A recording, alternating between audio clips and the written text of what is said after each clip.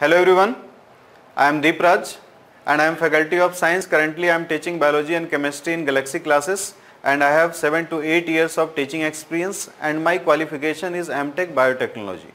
So अभी मैं आपसे डिस्कस करने वाला हूं कि किस तरह से गैलेक्सी क्लासेस आपके लिए सेवाएं दे रहा है। मतलब हम ये बोल सकते हैं कि हम ऑफलाइन क्लासेस भी आपको प्रोवाइड करा रहे हैं और साथ ही साथ ऑनलाइन क्लासेस भी प्रोवाइड करा रहे हैं। यूट्यूब चैनल्स और फेसबुक चैनल्स पर भी आप देख सकते हो कि किस प्रकार से यहाँ पर फैकल्टी क्लासेस आपको देते हैं और जितने भी एग्जाम्स वनडे एग्जाम्स होते हैं उससे रिलेटेड गैलेक्सी क्लासेस आपकी तैयारी करवाता है।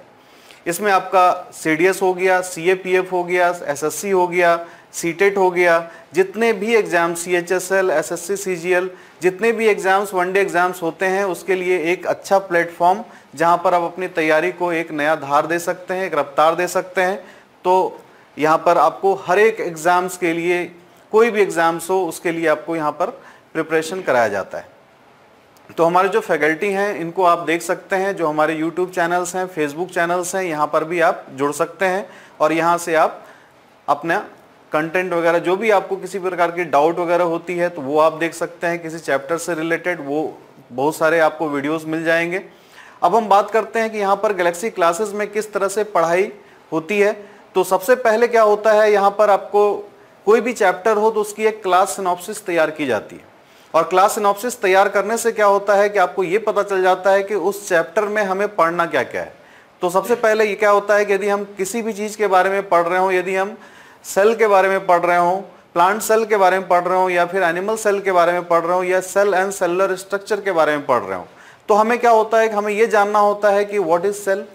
सबसे पहला सिनॉप्सिस यदि हम बनाएंगे तो हम यही बनाएंगे कि व्हाट इज सेल। सेल का एक इंट्रोडक्शन होगा। उसके बाद फिर हम क्या देखेंगे, सेल के अंदर क्या क्या स्ट्रक्चर है, सेल ऑर्गेनेल्स के बारे में हम डिस्कस करेंगे। कोशिका के अंदर क्या क्या पार्ट होती है, क्या क्या उसके अंग होते हैं, इसके बारे में हम डिस्कस करते हैं। और जब ये पूरा का पूरा चैप्टर जब क्लियर हो जाता है, पूरा का पूरा ये चैप्टर कंप्लीट हो जाता है, तो उसके बाद फिर आता है अपना प्रैक्टिस क्वेश्चंस। और प्रैक्टिस क्वेश्चंस जब तक आप नहीं करते हैं तब तक ये चैप्टर आपके लिए अधूरा माना जाएगा। इसलिए कभी भी आप पूरे चैप्टर को जब आप अच्छे तरीके से पढ़ते हो तो उसके बाद इस क्वेश्चंस को आप करने के बाद क्या होगा कि आप उस चैप्टर के लिए आप क्या हो गया, बिल्कुल पूरी तरह से आप परफेक्ट हो चुके हैं कि उस चैप्टर से रिलेटेड कोई भी क्वेश्चन आएगा तो आप आसानी से कर सकते हो। तो गैलेक्सी क्लासेस आपको प्रोवाइड कराता है चैप्टर के साथ साथ उससे रिलेटेड 10 से 20 क्वेश्चंस जो कि इंपॉर्टेंट होते हैं और उसमें कुछ क्वेश्चंस ऐसे होते हैं जो प्रीवियस क्वेश्चंस हैं और कुछ क्वेश्चंस ऐसे होते हैं जिसके आने के चांसेस हैं या फिर वो वैसे क्वेश्चंस होते हैं जो प्रीवियसली पूछे गए हैं और उससे क्लोजली रिलेटेड क्वेश्चंस होते हैं। तो ये सारा का सारा आपको एक टाइम में और एक ही प्लेटफॉर्म पर मिल जाता है। साथ ही साथ हम लोग डाउट्स के लिए व्हाट्सएप नंबर आपको देते हैं और डाउट्स के लिए जब व्हाट्सएप नंबर देते हैं तो इस पर आप कोई भी अपने क्वेश्चंस, कोई भी डाउट्स वगैरह आपके सब्जेक्ट से रिलेटेड आप भेज सकते हैं, चाहे वो मैथ्स का हो या GS का किसी पोर्शन का हो, किसी भी सब्जेक्ट से रिलेटेड जो भी डाउट्स होती है उसको आप उस व्हाट्सएप नंबर पर भेज सकते हैं। तो ये हमारे स्टूडेंट के लिए एक फैसिलिटी है यहाँ पर। और साथ ही साथ क्या होता है कि जब आपने डाउट्स भेजा तो यहाँ पर डाउट्स को क्लियर करने के लिए जो कंसर्न फैकल्टी होती है उनके पास ही चला जाता है। तो इससे क्या होगा कि आपको एक प्लेटफॉर्म मिला जहां पर आप डाउट्स भी क्लियर कर सकते हैं। आप कहीं भी दूर भी बैठे हैं, इंडिया के किसी कोने में हैं, लेकिन अपने डाउट्स को आप क्लियर कर सकते हैं। तो गैलेक्सी क्लासेस आपको देता है एक तो complete concept of any chapter, आप किसी भी चैप्टर के बारे में कंप्लीट कॉन्सेप्ट आपका तैयार कराता है। साथ ही साथ आपको देता है इसमें प्रैक्टिस क्वेश्चंस।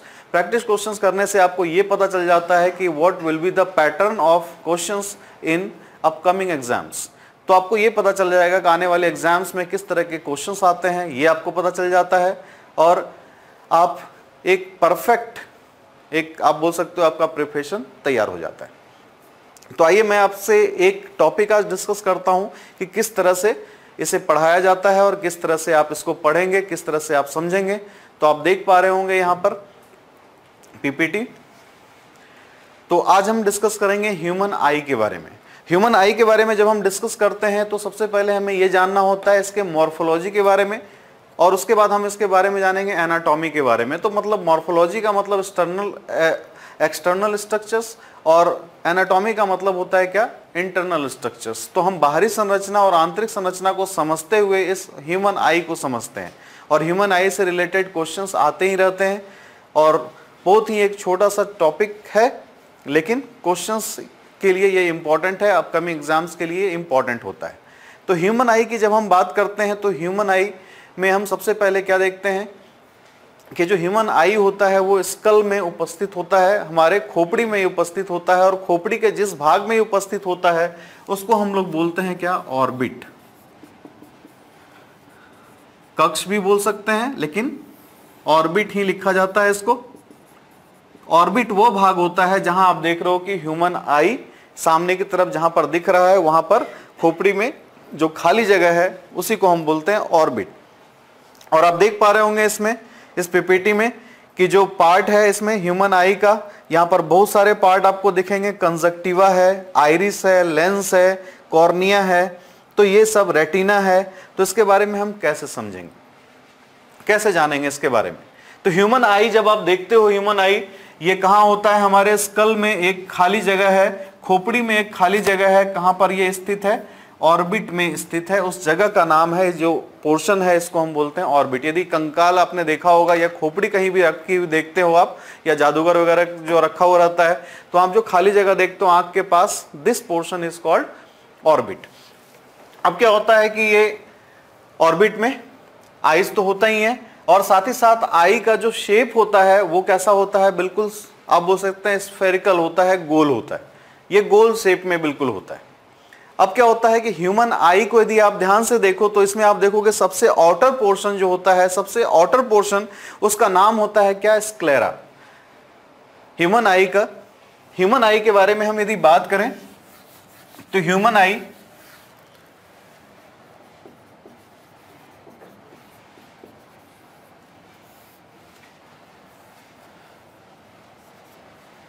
पहला पॉइंट यहां पर क्या होगा,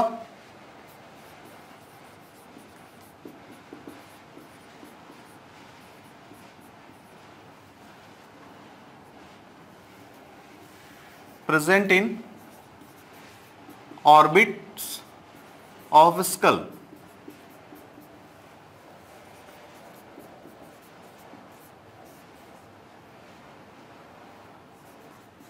खोपड़ी की ऑर्बिट में स्थित होता है। ठीक है, ये पहली चीज पता चली। दूसरी चीज हम क्या देखते हैं, ह्यूमन आई जो होता है वो कैसा होता है, स्फेरिकल, स्फेरिकल इन शेप, गोल आकार का। ठीक, अब क्या होता है कि कोई भी पार्ट होता है ह्यूमन बॉडी का, तो आप क्या देखते हो, ह्यूमन बॉडी का कोई भी एक ऑर्गन होता है तो उसके ऊपर एक लेयर होता है, और ये लेयर जो होता है वो किसके लिए होता है, प्रोटेक्शन के लिए होता है। लेकिन यहां पर जो लेयर है इसके ह्यूमन आई के 3 लेयर, वो कौन कौन से लेयर होते हैं, तो इसमें आप देखेंगे 3 लेयर ऑफ ह्यूमन आई। मानव आंख के जो 3 लेयर होते हैं वो कौन कौन से होते हैं, 3 परतें कौन कौन सी हैं इसमें, तो इसको आप समझेंगे।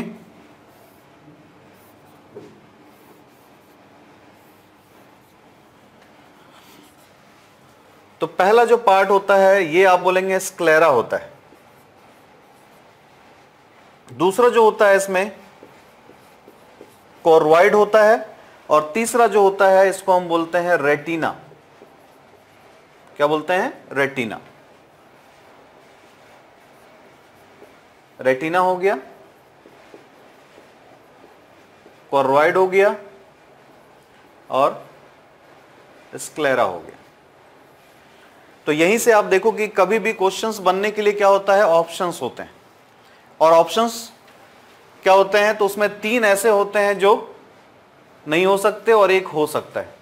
तो यहां पर भी आपसे सवाल क्या पूछा जा सकता है कि 3 लेयर ऑफ ह्यूमन आई, या which one of the following is not a 3 layer of, या one of the 3 layer of human eye is, इनमें से कौन सा, which one of the following is not a layer of human eye. कि मानव आंख में इनमें से कौन सा मानव आंख की परत नहीं है। तो नहीं है के लिए क्या होगा कि बहुत सारे ऑप्शंस हो सकते हैं, लेकिन ये तीन जो हैं वो क्या है, ये सब पोर्शन है स्क्लेरा, कोर्वाइड और रेटिना जो पोर्शन होता है, ये तीनों मानव आंख की ये परत है। तो इसमें से सबसे बाहर का पार्ट कौन सा है, तो आप बोलेंगे ये जो होता है वो आउटर पार्ट होता है, ये बाहरी है, बाहरी परत। तो क्वेश्चन आप देखो, इसमें से एक और क्वेश्चन कैसा बन जाएगा कि मानव आंख के बाहरी परत को क्या बोलते हैं। ऑप्शन में ये सब भी रहेंगे, एक और कुछ और आइरिस वायरिस जोड़ देगा इसमें, ठीक है, तो ये हो जाएगा। तो हम देख रहे हैं कि ये भी क्वेश्चन बन सकता है। आपसे यदि पूछ ले कि मानव आंख का मध्य भाग कौन सा है, मिडिल पार्ट कौन सा है, या सॉरी मिडिल लेयर कौन सा है, तो आप बोलेंगे ये कौन सा हो जाएगा, कोर्वाइड। और यदि पूछा जाए कि इनर लेयर कौन सा है, तो आप बोलेंगे अंदरूनी भाग कौन सा है, तो कौन सा है, रेटिना है। तो ये चीज क्लियर हो गई कि मानव आंख में तीन परतें जो होती हैं, जिन तीन परतों से मानव आंख घिरा होता है, ये होता है पहला स्क्लेरा, दूसरा कोर्वाइड और तीसरा रेटिना। तो स्क्लेरा क्या होता है, outer part of an human eye, और आप बोलेंगे choroid is the middle part of human eye and retina is the inner part of the आई।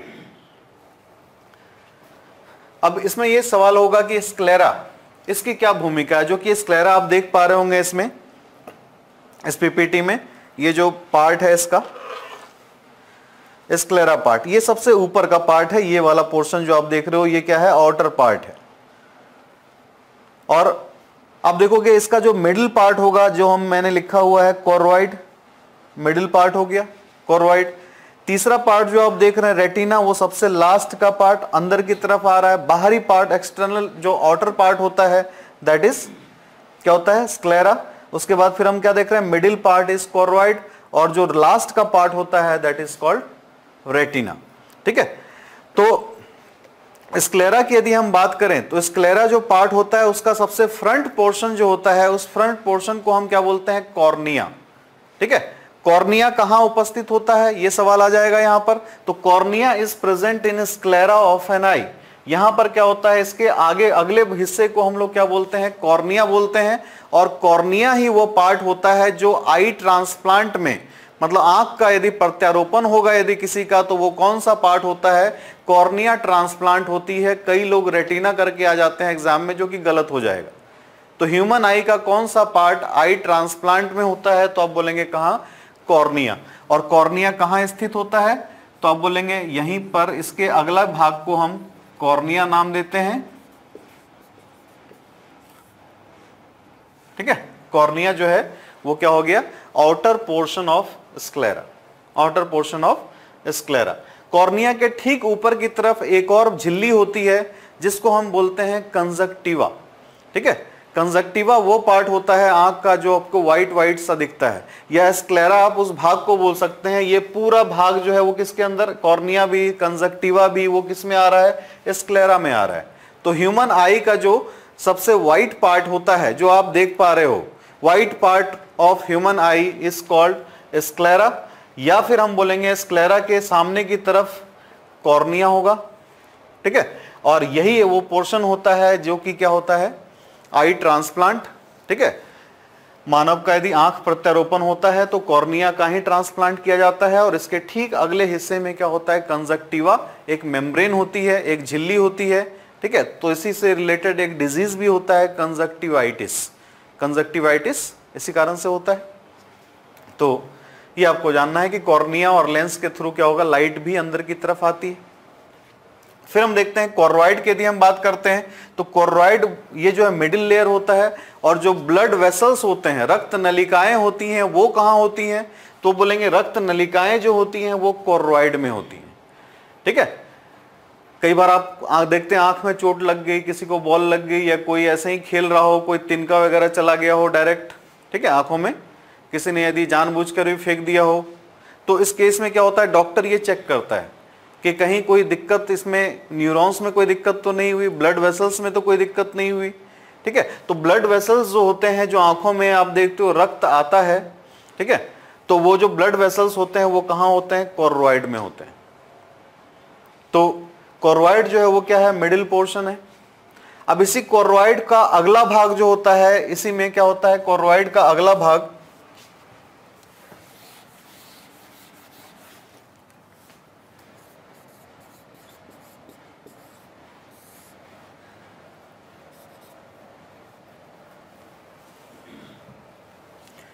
ये मिडिल पार्ट है,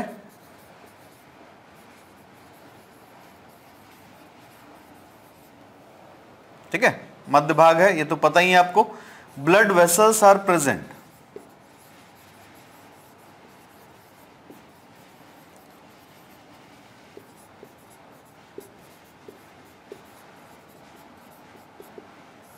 रक्त नलिकाएं यहां पर उपस्थित होती हैं। साथ ही साथ ये जो कोर्वाइड है, ये आप कोर्वाइड आप देखेंगे आगे की तरफ जो है, यहां पर एक पोर्शन होता है कोर्वाइड जो है बीच का पोर्शन, और आगे की तरफ आप देखेंगे आपको एक कलर्ड पार्ट दिखता है यही सी कोर्वाइड में।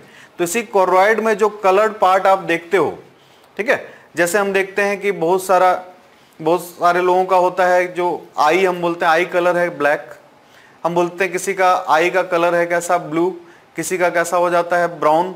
तो इस तरह का जो हम बोलते हैं नीली आंख या भूरी आंख या फिर हम काली आंख जो हम बोलते हैं, या कई सारे जो हम देखते हैं कि गाने वगैरह भी बनते हैं, तो ये जो कलर्ड होता है, कलर्ड पार्ट ऑफ एन आई, जो सामने की तरफ से आपको दिखाई देता है कि इसका आंख नीला है, भूरा है या फिर किसी प्रकार का अन्य रंग का है, तो ये किस वजह से है, तो आप बोलेंगे iris is the coloured part.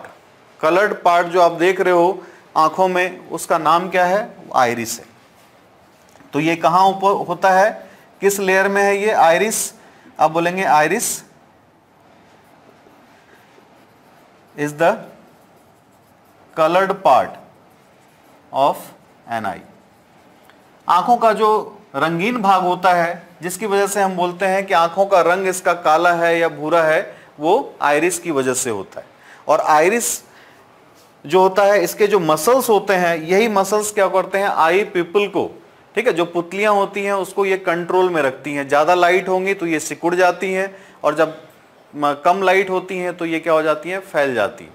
तो इसलिए जब आप धूप से जब अंदर कमरे में आते हो तो आपको ऐसा महसूस होता है, अंधेरा सा महसूस होता है, ठीक है।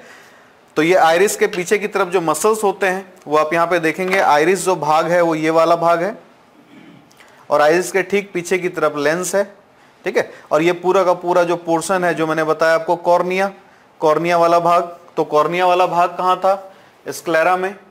दूसरे वाले पोर्शन में कोर्वाइड में आप क्या देख रहे हो, ब्लड वेसल्स होते हैं, ठीक है। साथ ही साथ आप क्या देख रहे हैं कि इसमें क्या होता है, कलर्ड पार्ट जो आई का हम देख पा रहे हैं वो क्या है, आइरिस है, ठीक है। और आइरिस के फ्रंट में क्या होता है, प्यूपिल, ठीक है, प्यूपिल होता है।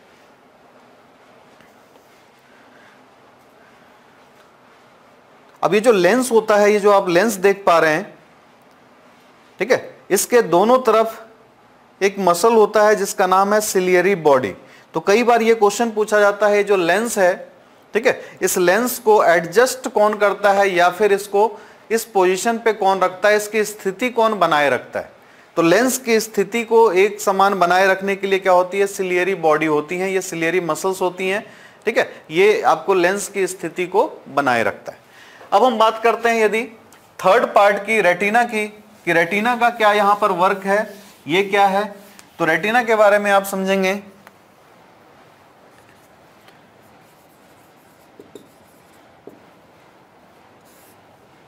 कि ये क्या है, इनर्ट पार्ट है,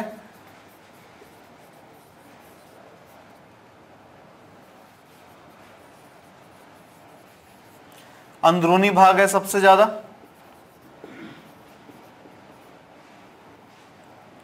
क्या है, मानव आंख का अंदरूनी भाग है।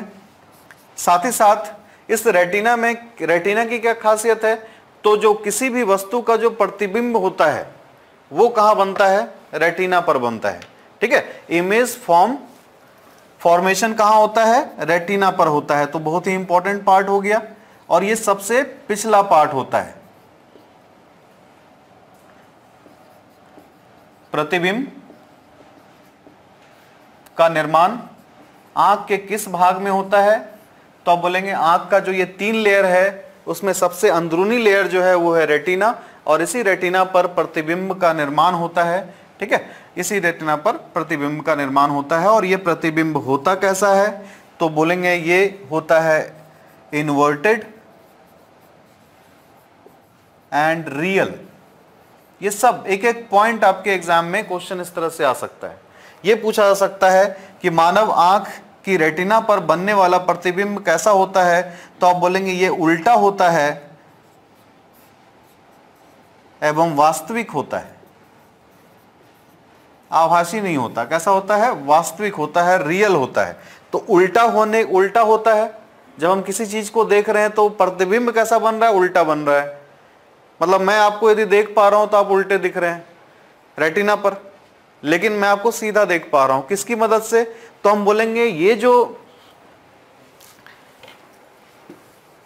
कंडीशन होता है यहां पर कि उल्टा, हम रेटिना पर प्रतिबिंब उल्टा बन रहा है लेकिन हम रियल देख पा रहे हैं। तो ये किस कारण से हम देख पा रहे हैं, तो हम बोलेंगे एक हृदय का एक हिस्सा, एक ब्रेन का एक पार्ट होता है जिसको हम बोलते हैं ऑसिपिटल लोब। मस्तिष्क का एक हिस्सा होता है जिसको हम बोलते हैं क्या, ऑसिपिटल लोब, या फिर इसको हम बोलते हैं अनुकपाल पाली। ऑसिपिटल सुनने में कैसा लग रहा है, ये किसका हिस्सा है, ब्रेन का एक पार्ट है, मस्तिष्क का एक हिस्सा है। तो ऑसिपिटल सुनने में आपको लग रहा होगा ऑप्टिकल की तरह, ऑसिपिटल ऑप्टिकल।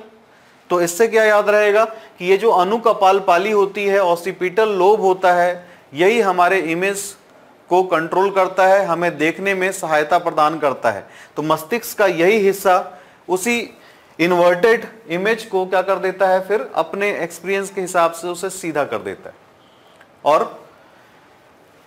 फिर क्या होगा कि हम किसी भी वस्तु को यदि हम देखते हैं तो वो हमें सीधा प्रतीत होता है, लेकिन बनता है इमेज कैसा, उल्टा इमेज बनता है। तो इसलिए ये क्वेश्चन अक्सर पूछा जाता है कि इमेज कैसा बनता है। हमें लगता है आंख से हम सीधा देख रहे हैं, लेकिन ये काम कौन कर देता है, ऑसिपिटल लोब ब्रेन का एक पार्ट कर देता है।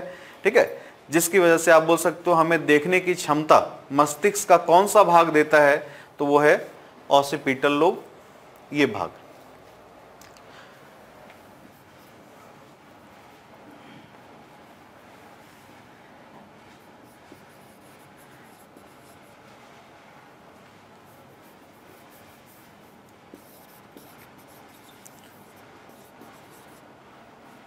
Ganglions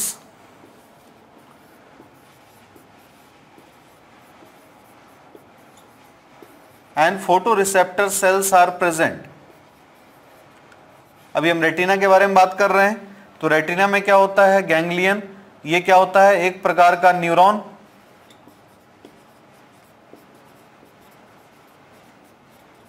और साथ ही साथ हम देखते हैं फोटो रिसेप्टर सेल, कहने का मतलब होता है प्रकाश संवेदी कोशिका।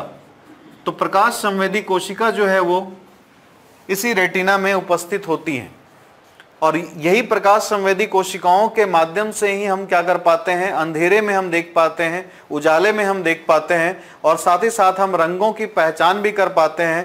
हम कई प्रकार के रंगों को भी देख पाते हैं, किसकी मदद से, फोटो रिसेप्टर सेल्स की मदद से। और जो यहाँ से इमेज वगैरह बना तो न्यूरॉन के माध्यम से क्या होगा, ये सिग्नल ब्रेन तक पहुंचेगा।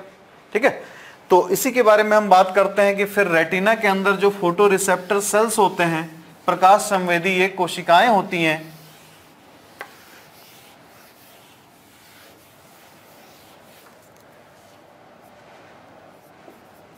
ये क्या होती हैं,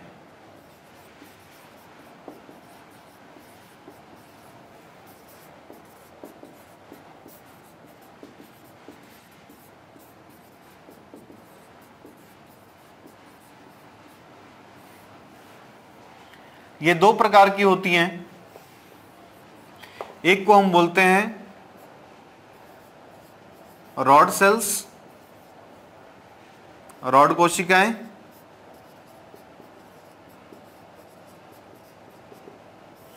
और दूसरा हम बोलते हैं इसमें कॉन सेल्स, कॉन कोशिकाएं। तो रॉड और कॉन, ये दोनों याद रखना है कि रॉड और कॉन सेल्स होते हैं।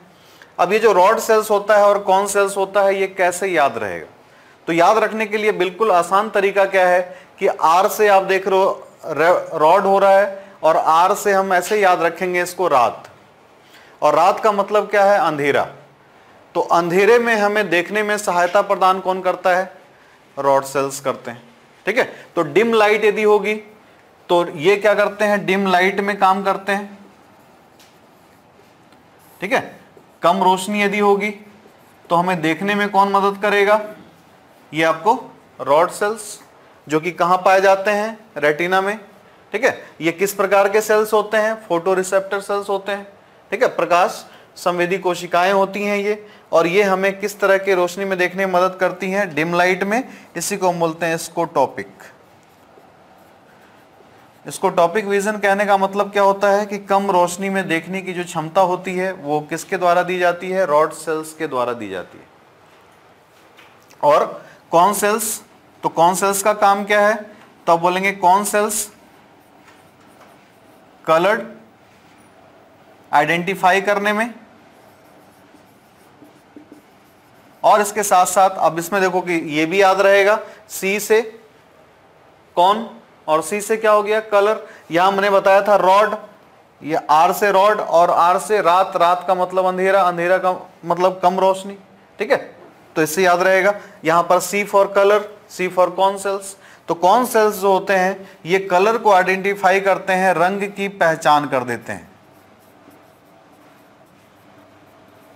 रंग की पहचान कर देते हैं। और साथ ही साथ डे लाइट में, ठीक है, जो दिन की रोशनी होती है वो क्या होता है? उजाला, मतलब उसमें ज्यादा रोशनी होती है।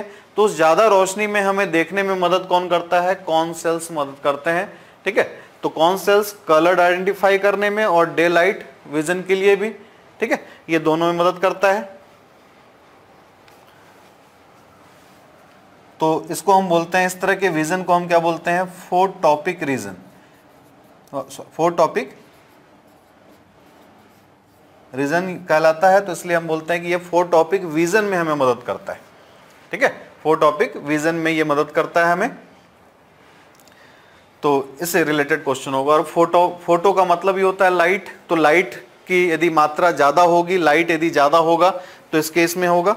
तो यहां पर आपको दिखाया नहीं गया है, लेकिन आप ये बोलेंगे कि जो रेटिना पार्ट होता है, ठीक है, जो रेटिना पार्ट होता है सबसे लास्ट का, ये जो पीला पीला आप देख रहे हो इसमें, ये जो पार्ट है, तो यही आपका जो पोर्शन है यही आपका रेटिना है। और रेटिना से आप देख रहे हो कि अंदर की तरफ से क्या हो गया? यहां से न्यूरॉन्स वगैरह बाहर की तरफ निकल रहे हैं, जो कि ब्रेन की तरफ जा रहे हैं। ऑप्टिक नर्व्स, ठीक है, ऑप्टिक नर्व्स वगैरह यहीं से निकल रही हैं। और साथ ही साथ आप देखते हो यहां पर एक स्पॉट होता है, तो इस स्पॉट को हम लोग बोलते हैं ब्लाइंड स्पॉट। तो ब्लाइंड स्पॉट किस जगह पर पाया जाता है? हमारे आंख के किस भाग में पाया जाता है? तो आप बोलेंगे blind spot present in retina. सवाल आ गया कि व्हाट इज ब्लाइंड स्पॉट? तो आप बोलेंगे इसको हम अंध भाग भी कहते हैं। तो मनुष्य के आंख में एक भाग होता है अंध भाग। तो अंध भाग क्यों इसको कहा गया है? क्योंकि इसमें रॉड एंड कॉन सेल्स जो होते हैं वो एब्सेंट होते हैं।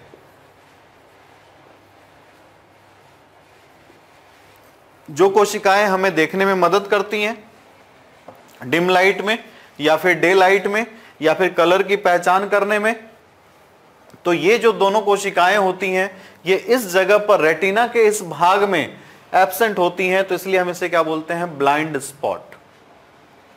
और साथ ही साथ आप देखेंगे जो रॉड एंड कॉन सेल्स हैं ये ऑप्सिन प्रोटीन से बने होते हैं, रेटिनॉल से बने होते हैं। रेटिनॉल क्या होता है? तो ये आप बोलेंगे विटामिन ए का डेरिवेटिव।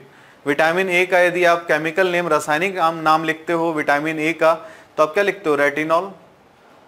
ठीक है, तो रेटिनॉल रेटिना से जुड़ा हुआ, तो रेटिनॉल और ऑप्सिन प्रोटीन ये दोनों मिलकर क्या करते हैं? रॉड एंड कॉन सेल्स का निर्माण करते हैं।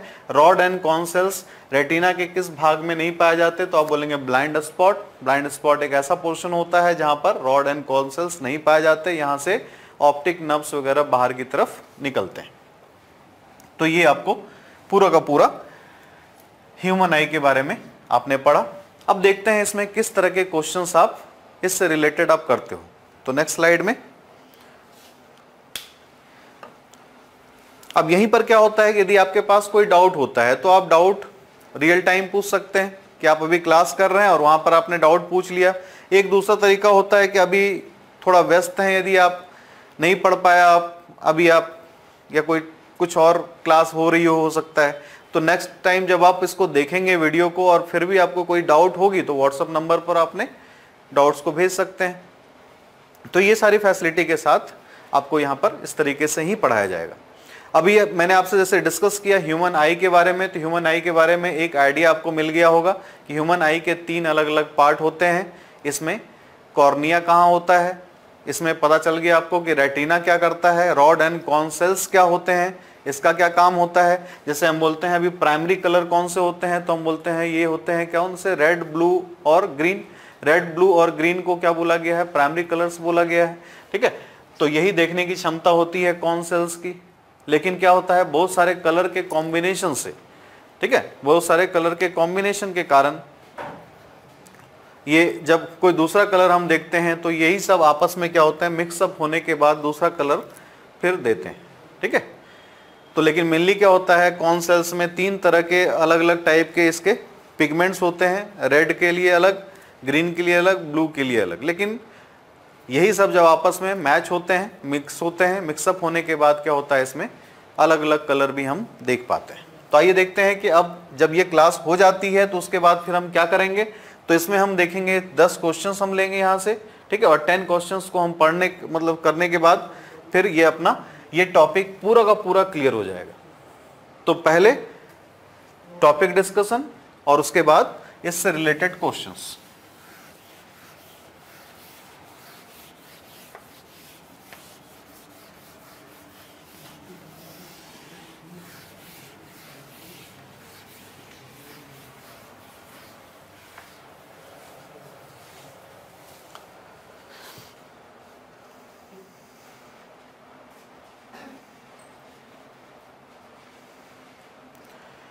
यहां आप देख पा रहे होंगे फर्स्ट क्वेश्चन है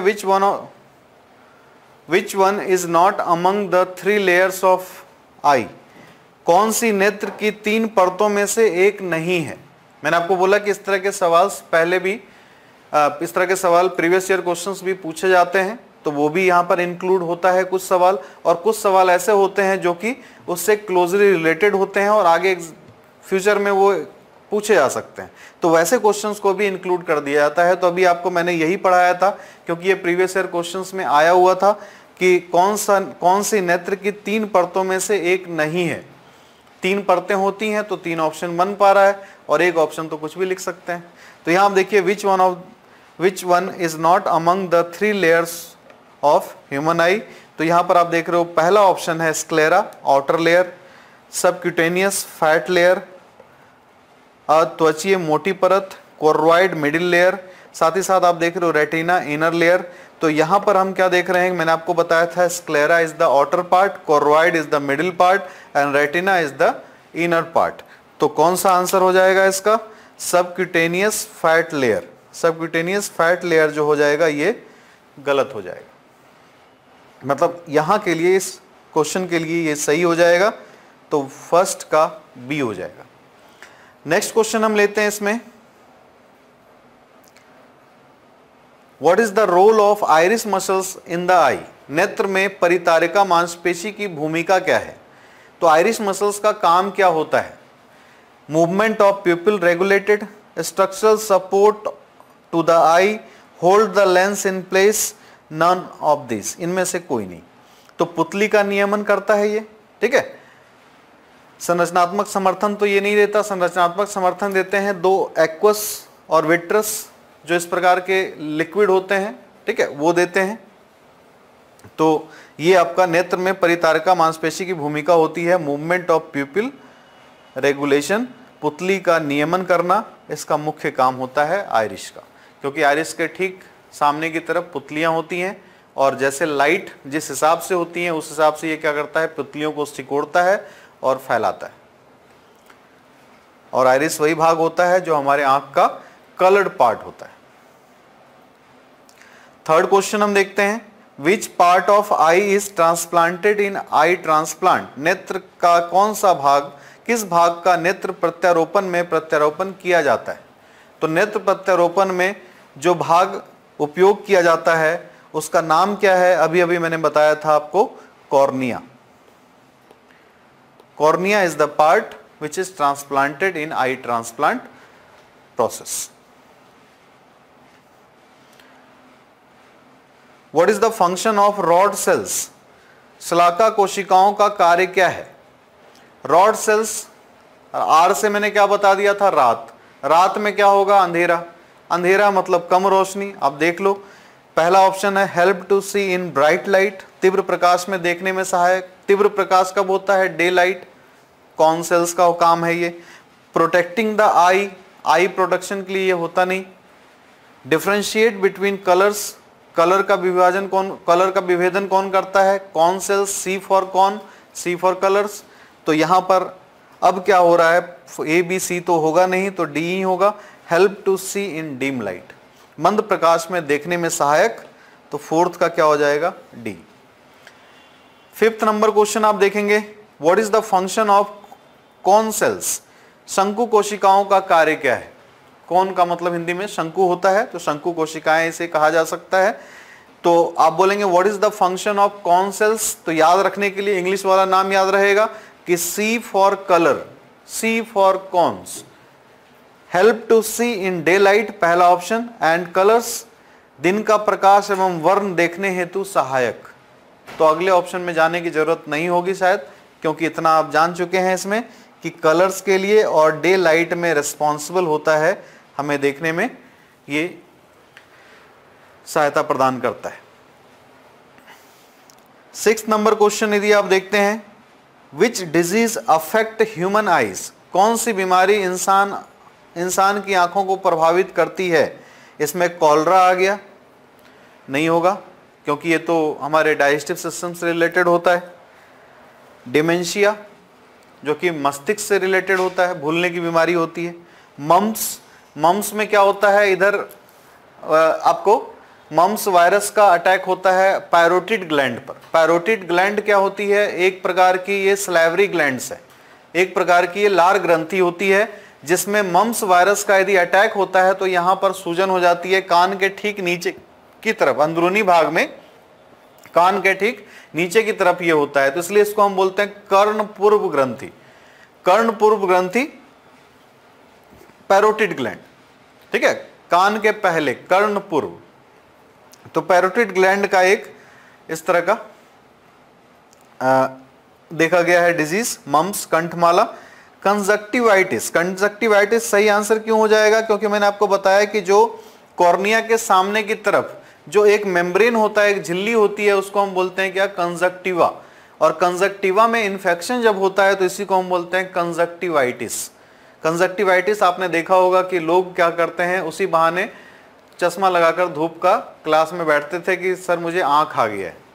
तो आंख आ गया मेनली क्या होता है कि ये कंजक्टिवाइटिस ही है, जिसमें आई इन्फेक्शन हो जाती है, ठीक है, आंखों में रेडनेस हो जाती है। और दूसरा बोलते हैं कि कोई देख लेगा तो उसे भी हो जाएगा, ऐसा होता नहीं है, ठीक है। लेकिन क्या होता है, बहुत ज़्यादा नज़दीक में आ गए, उसके आई कांटेक्ट में यदि आए, या उसने अपने हाथ से आंखों को छुआ हो और उसने किसी को और भी टच किया उसी हाथ से, फिर आपने उसको आंख में हाथ में आपके लगा हुआ और आपने टच कर लिया, तो होने की संभावना बढ़ जाती है। सेवेंथ नंबर क्वेश्चन हम देखते हैं, rods and cone cells are made up of, शलाका एवं शंकु कोशिकाएं किसकी बनी होती है। तो लास्ट में मैंने आपको बताया था obscene protein and retinol. Retinol क्या है, that is vitamin A derivatives, मतलब विटामिन ए इसी रेटिनॉल के बने होते हैं। तो विटामिन ए का रासायनिक नाम रेटिनॉल होता है। हम देख पा रहे हैं पहला ऑप्शन है opsin protein and retinol, guanosine, retinol, transducin, transducing retinin नहीं होगा। ऑप्सिन वाला ऑप्शन दो ही जगह है, ए और डी में। रेटिनल नहीं होगा, क्या होगा, रेटिनॉल। 8th नंबर क्वेश्चन हम देखते हैं, which part of our brain regulate our vision, हमारे मस्तिष्क का कौन सा भाग हमारे दृष्टि को नियंत्रित करता है। तो मैंने आपको बताया था ऑसिपिटल, वो सुनने में कैसा लगता है आपको, ऑप्टिकल जैसा। और ऑप्टिकल किससे रिलेटेड है, तो बोलेंगे ऑप्टिकल मतलब आंखों से रिलेटेड है। ऑप्टिक्स। और यहां पर हम देखेंगे ऑल्फैक्टरी लोब, ठीक है। ऑल्फैक्टरी लोब मतलब घ्राण खंड। ऑल्फैक्टरी, फैक्ट्री वर्ड से क्या है, फैक्ट्री में दुर्गंध आएगी, फैक्ट्री में ही सुगंध आएगी, तो आप ये दोनों चीजें देख रहे हैं, ठीक है। तो ये आपको सूंघने की क्षमता जो होती है मस्तिष्क के द्वारा, वो किसके द्वारा, ऑल्फैक्टरी लोब के द्वारा। फ्रंटल लोब, सभी ऐच्छिक क्रियाएं संचालित होती हैं, वॉलंटरी एक्शंस, मसल्स वगैरह का मूवमेंट फ्रंटल लोब से। टेम्पोरल लोब, ये टच, कॉन्शियसनेस, ये सब की फीलिंग देता है। तो सबका अपना अलग अलग काम है। 9th नंबर हम क्वेश्चन देखते हैं। The image formed by retina of human eye is, मानव आंख की रेटिना द्वारा बनाई गई छवि कैसी होती है। तो ये रियल होगी पहली चीज, और इन्वर्टेड होती है, असली और उल्टा, ठीक है, असली और उल्टा।